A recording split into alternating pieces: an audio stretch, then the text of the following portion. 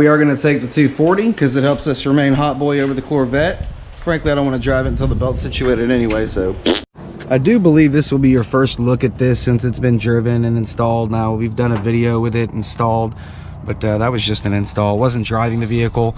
Again, we had a broken bolt on the 5-bolt downpipe from the last turbo, as well as one that had it was like backing out. We were just having nothing but issues with it. It was leaking, so we wanted to go V-band. First time going V-band with this turbo. I have a lot of overhead. Stuff here costs money, so I don't have the money to buy precision right now. Hopefully when things get bigger, if the channel blows up, we've got money to play with then that we can get, you know, better routes and better brands. But for right now, we're going to experiment with this one. It is a 4-inch intake setup that is anti-surge, but Kevin didn't want to do a lot with the translation on the math, you know, with the tune, so we went down to the 3-inch step down for him to not have to change as much, because with the 4-inch intake, a lot of drastic changing that has to happen with the math translation to make the tune work and make it all work in correlation together. But this is the turbo. We haven't put the turbo blanket back on yet, but so far I'm really happy. Even at 15 pounds, it's an absolute fucking monster. It's just, and we don't even have the screamer pipe on yet. We'll start making some tune videos here probably in the next week. It's kind of hard to dictate which car we're going to tune first, if it's going to be the 40 or the Vet. It'll actually be the first video content driving the 40 after we did the bigger REV9 turbo, which is about the size of a 35R. I think what we have on here right now is a Billet 6266 REV9 turbo. I'll do some more videos on that here in the next few days. Things have been a little crazy lately. Right now we're running open downpipe, so it's pretty savage.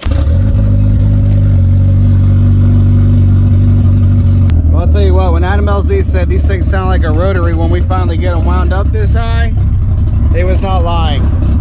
When I get this thing up to like 4,000 RPM, it sounds just like a rotary. Now, my tune isn't nearly as impressive right now because we're still running the tune from the little T3 63AR we were running with like a little 2-inch fan and a 5-bolt back housing.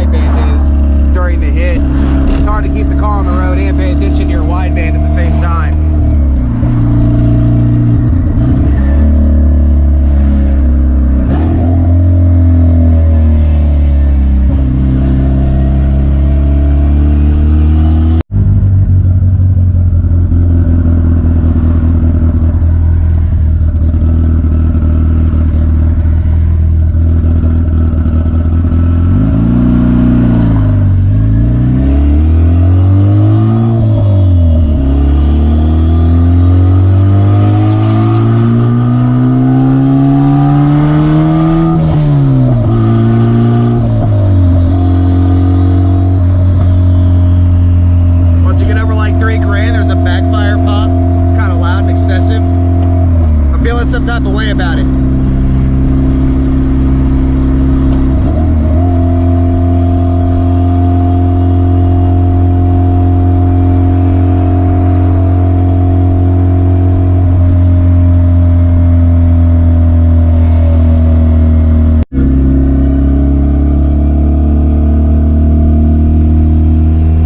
Hopefully we got that turbo Honda. I've never even seen that turbo Honda before.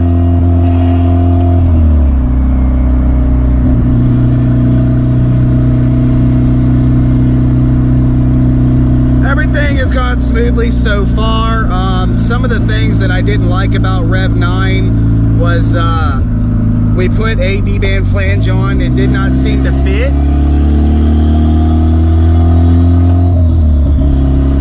The V-band flanges that we have, we actually got from Stepan CG, who's got the twin turbo Z06 and the Coyote on the channel. If you want to go check those videos out, do so.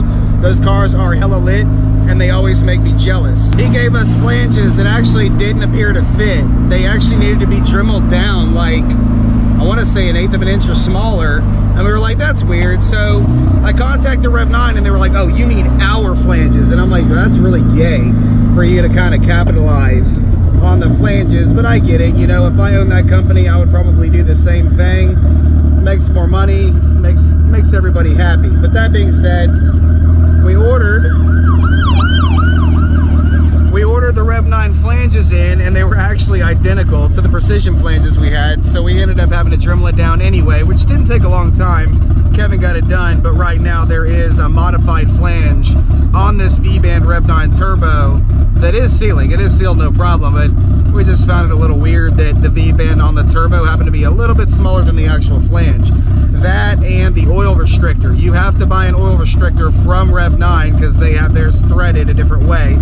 So my restrictor from my other turbo would actually not bolt onto this. So right now we're just running straight line to the turbo. They advised against it for longevity, but I only paid $300 for the turbo, so who gives a shit? So far I like it. I can hear it really well. This is our first billet wheel turbo we've ever really done. It was an affordable billet wheel. It's no precision by any means, but I'm an affordable guy, a common guy for right now. We're not a huge channel. We dabble with what we can afford.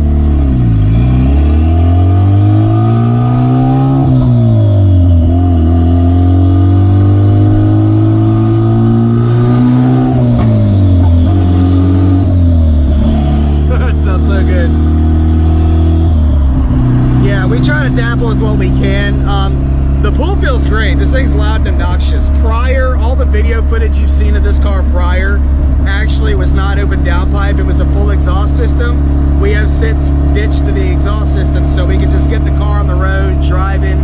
It took us about a month to swap out the turbo, so I really didn't want to wait any longer.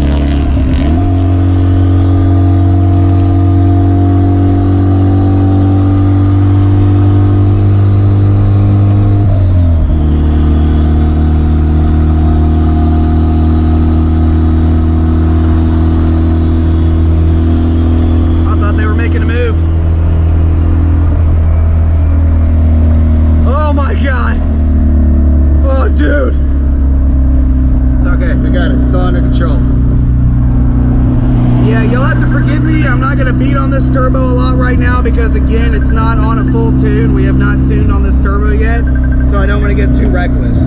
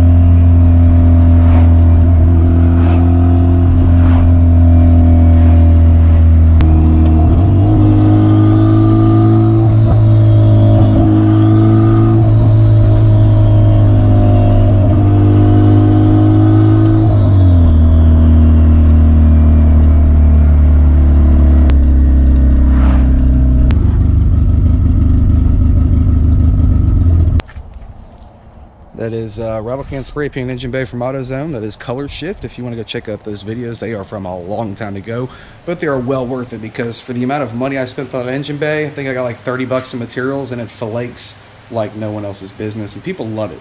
If you like this video, if you have any questions, if you want to see some more content, drop a comment down below. Make sure you hit the like button, make sure you share, and make sure you subscribe. If you're not subscribed, what are you doing?